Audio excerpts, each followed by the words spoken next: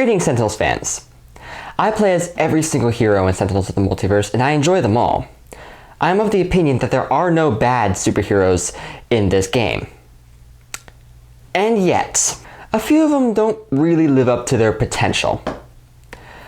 Today, I think it is time to talk about Expatriette, and how she underperforms as a hero in this game.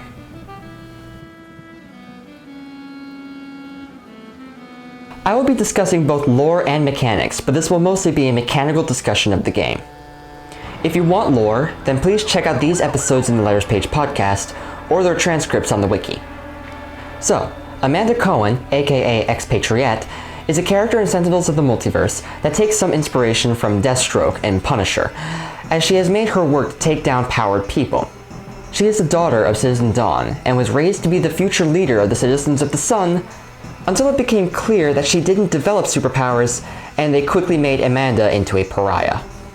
She had to learn all the tricks of the trade when it came to dealing with the superpowered bullies among the citizens, and being an outcast among them made her harbor a deep-seated hatred and mistrust for all supers. When she fled the citizens, she began working as a hitman and mercenary who specializes in taking down superpowered entities. A chance encounter with Mr. Fixer and a long chat with the Freedom Five had her turn over a new leaf and become a full-time crime fighter, though her methods might be a bit less savory than those of the other heroes. I summarized her backstory because I wanted to point out that Expatriette is perfectly capable of getting the better of most superpowered characters. But this trait of hers is not really reflected in her deck. Nothing she is capable of doing indicates that she can take out most supers. There aren't even many things that only she can do. A lot of heroes have card effects that are specific to them, whether they're especially useful or not. From Fnatic's Wrathful Retribution and End of Days, to Harpy's Applied Numerology, to, well, everything Guise does. Does Expatriette have special cards like that? Well, only two, really. Her ammo cards, especially hollow points, and hair trigger reflexes. I'll talk about the ammo later, but hair trigger reflexes is fine, I suppose. Being able to deal a target a point of damage when it first shows up is nice, but not really significant. 1 point of damage is fairly minuscule. I've seen defensivits saying that with additional damage coming from Legacy or another hero, then Hair Trigger can clear the field much easier, but that requires outside help. Expat can't increase the damage of this card, and requiring outside help for a hero to work can make a player feel like a burden. So for future reference, when I analyze Expatriette or any hero I wish to talk about, it will only be about their deck unless I feel it's relevant to mention a synergy. And without help, hair trigger reflexes will only deal any particular target 1 point of damage in a game. 1 damage is progress, but almost not worth it.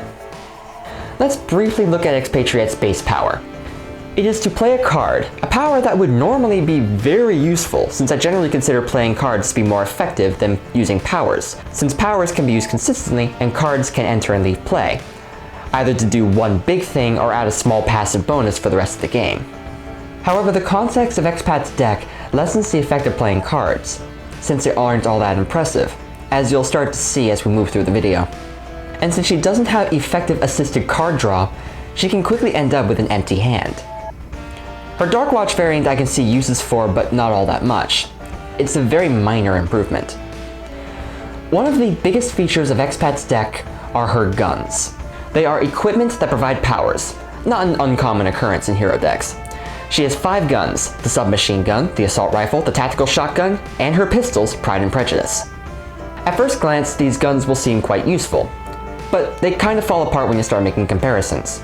First, Pride and Prejudice, both individually, deal 2 points of damage to a target, and if you have both in play, you can use both in a turn. But if you use both on a single target, then that is equal to the tactical shotgun by dealing 4 damage. If 2 different targets, then it's a less effective form of the assault rifle, which hits 3 targets. The only benefit to them is that they both can hold 2 ammo cards, which is something I seldom see people take advantage of because it's a bit impractical. These guns are usually icing on the cake for unload, or used as insurance against equipment wipes. Or they happen to be the first guns you get, so you use one or both of them until you get something else. So, now that I've compared Expatriette to herself, let's compare her to the Wraith. I make this comparison because they have some style similarities, and Wraith is part of the core set of Sentinels, while Expatriette is part of the first expansion, Rook City. This is important because most people who play Sentinels probably started with the core game, before getting the expansions. Expatriette has to convince players with her mechanics to play her over the Wraith.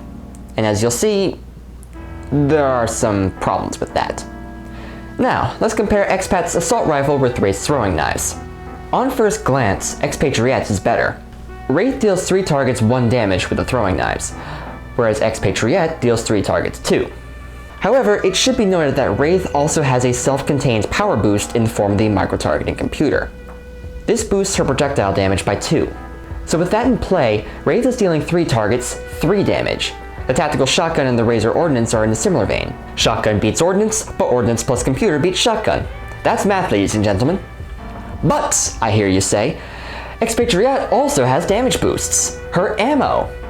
Her hollow points, incendiary rounds, and shock ammo all improve the power of her guns. To which I say you are correct, but are also forgetting that all of her ammo are single use.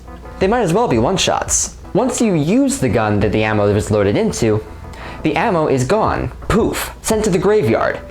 Even then, the incendiary rounds will only make her guns equal to that of Wraith's equipment. Her hollow points? Cool! You have one turn where Expat is doing 1 more damage than Wraith before sliding back behind her like a sprinter who thinks he can run a marathon. But Expat has reload and speed loading. Cool. Reload is an excellent way to bring ammo back from the trash, so each reload is 1 extra turn of heightened damage potential.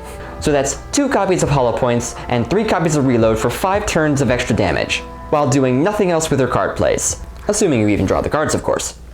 With speed loading, you start running into the bunker problem, where you are sacrificing key parts of your turn, in this case your card draw, to bring ammo back into your hand.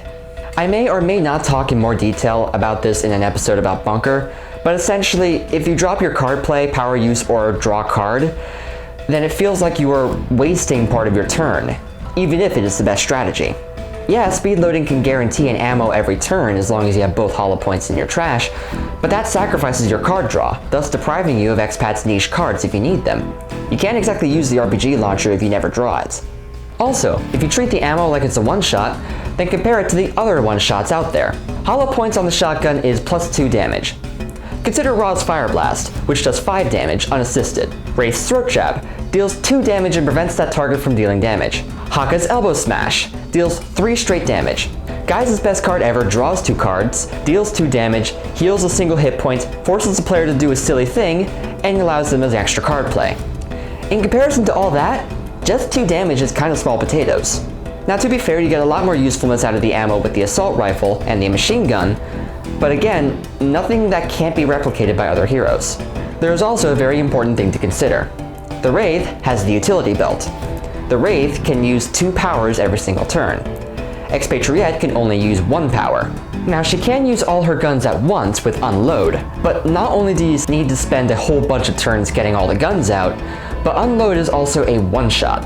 So once it is used, it's gone. Only 2 copies. Only 2 times you can do that. You can't bring it back unless you beg another hero to bring it back for you. But, of course, there are only 3 or 4 different heroes that can even do that. In fact, let's do some more math and see how much damage it can do in the end. First, without ammo at only 1 target. 4 for the shotgun, 2 and 2 for the pistols, 2 for the assault rifle, and 1 for the subgun for a total of 11 points of damage in 1 turn. What about Wraith? Well, she does 5 for the Razor Ordnance and 3 for the Stun Bolt or the Throwing Knives for a total of 8 points of damage in a single turn.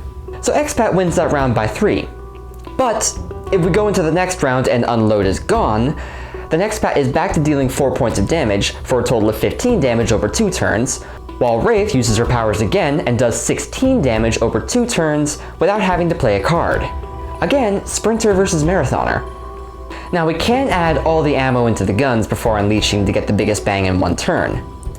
Stack the hollow points into the subgun and the assault rifle, because that is where you get the most bang for your buck if there are multiple enemies in play. Put both the incendiary rounds into the pistols, as well as both shock ammos into the pistols, and put the liquid nitrogen rounds on the shotgun for funsies. Then the one target we are looking at will receive a whopping 19 points of damage in 1 turn. Woo! Well, Wraith can do that in 3 turns. And imagine the sheer effort you have to do just to set that up. Even if we are being generous and allowing other heroes to accelerate Expat's card draw, she still has to use 5 card plays to play all of her guns and 6 card plays to play all the damage dealing ammo. minus the nitrogen rounds because they don't actually do damage. Even if you were using her base power to speed up her card plays, that will take 6 turns of doing absolutely nothing but setup. The Wraith? While she'd have to be very lucky, she can have her full damage dealing kit in play in 1 turn. Oh, and speaking of this card, let's talk about summon cards. But first a detour, I promise this is relevant. A common complaint about Absolute Zero is that it is easy for him to brick. For the uninitiated who somehow found this video, bricking is when bad luck or bad planning causes a character or player to not be able to do anything. It's like a computer that's overheating to the point of melting. It might as well be a brick. In order for Absolute Zero to be at peak usefulness, he needs his module cards. However, a lot of his deck is designed to make it easy to get them. With 4 copies of both modules, 4 copies of onboard module installation, and in the cases where you lose the modules, he has 4 copies of modular realignment. That's 16 cards, about half his deck, devoted to getting his modules. He also has Glacial Structure, which also accelerates his card draw. If, after all that, he is still not able to get his modules, he still has cards like Impale and Cold Snap that allow him to do things. Expatriette does not have that luxury. First, she has 11 guns total, 3 each of the basic ones and 1 copy of both her pistols. She has 3 copies of Quick Draw, allowing Expat to specifically summon 1 of her pistols from the deck or her discard. Basic, but needed because she has no cards to accelerate her card draw. Let's go back to Wraith.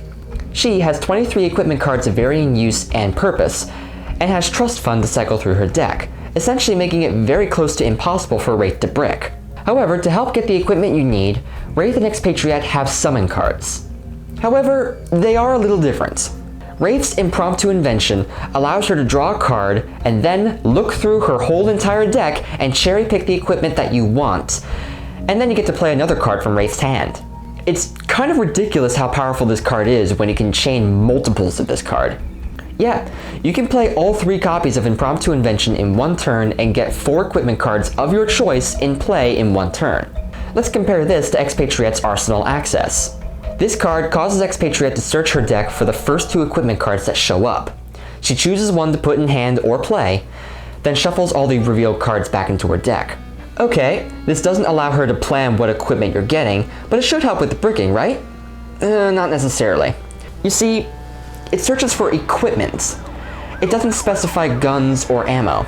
You can even end up summoning a flak jacket.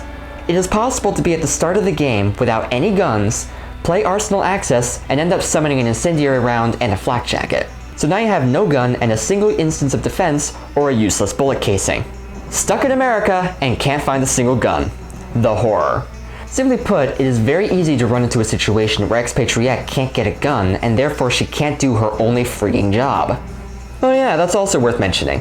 Expatriette's only job is to shoot people. But the Wraith? The Wraith is a jack-of-all-trades character. She is built to be good at a bunch of things. She can be a damage dealer, but she is also proficient at deck manipulation and defensive play. Wraith, doing her secondary job, is outclassing Expatriette at her primary job. As I said before, because Expatriette is an expansion character, she has to convince players to use her deck over the ones that they are more familiar with. But since most of Expat's abilities are overshadowed by what Wraith is capable of, and most of the ones are replicable by Tempest or other heroes, playing Expatriette is a bit of a hard sell. However, the thing is, I still love to play as Expatriette. Even after everything I said, giving pretty solid proof that she is found wanting compared to an already established character, I still really enjoy playing her. Why? I suppose it's 2 things. First, I love her theme and character. I usually don't go for the Punisher-style morally gray characters who kill with guns, but Expatriette's situation spoke to me. I love her determination and guts throughout her whole story, as she continually fights back people who are better, stronger, and smarter than her by doing her best combination of smart and ruthlessness. The second reason? I like underpowered characters in this game. I feel like it is important to have heroes on the low end of the power curve. I like a challenge, and I have never liked having overpowered hero characters. My favorite moments in Sentinels involve snatching victory from the jaws of defeat, so an underdog character is perfect. Someone who is not the best, but sometimes she is all you need.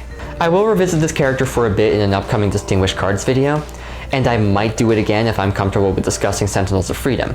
Until then, I hope you have enjoyed this deep dive into the character and mechanics of Expatriette. Take care, friends.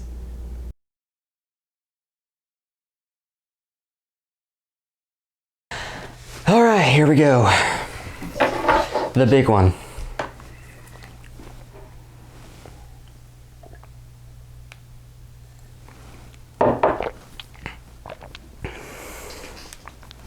It's gonna be a long one, boys. Until it became clear that she didn't develop superpowers and quickly made purée. However, the context